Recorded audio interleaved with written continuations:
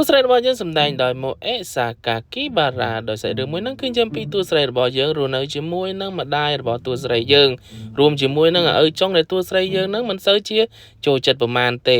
ទោះជាអនុប្រឹងនិយាយជាមួយអីយ៉ាងណាក៏ទូស្រីយើងបែបថាបង្ងើយធម្ម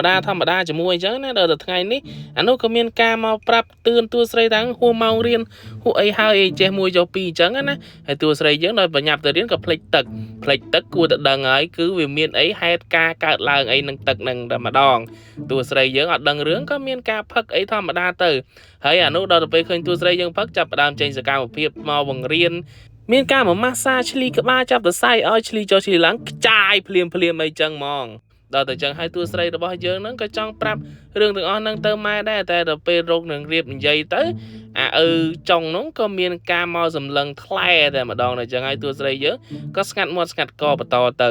មានណាដល់ទៅយប់ឡើងបានដៃអានោះទៀតមកខ្ចាយពេញណាពេញណីទៀតអីចឹងហ្មងដល់ទៅលើកនេះទូស្រីយើងគឺលេងតុកហើយគឺ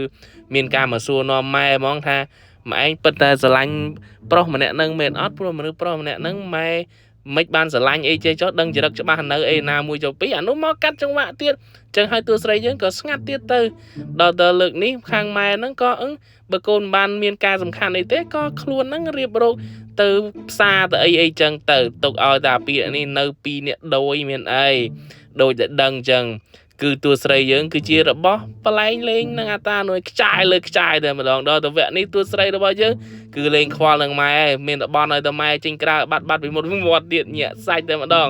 គ្រាន់តែម៉ែនឹងមានរវល់ទៅក្រៅបាត់ទូស្រីយើងហើយនឹងអាប៉ែនោះក៏មានការសម្លឹងមកគ្នាហើយរបស់លេងថ្មីមករហូតតែម្ដងញាក់សាច់ខ្ចាយលើខ្ចាយតែម្ដងអសបស្វាយលោកចូលឡើងជារីកូកុំភ្លេចចុចមើលចូលភ្លេចចុច like ចុច follow ឲ្យផងអែមមកគេតែហ្មង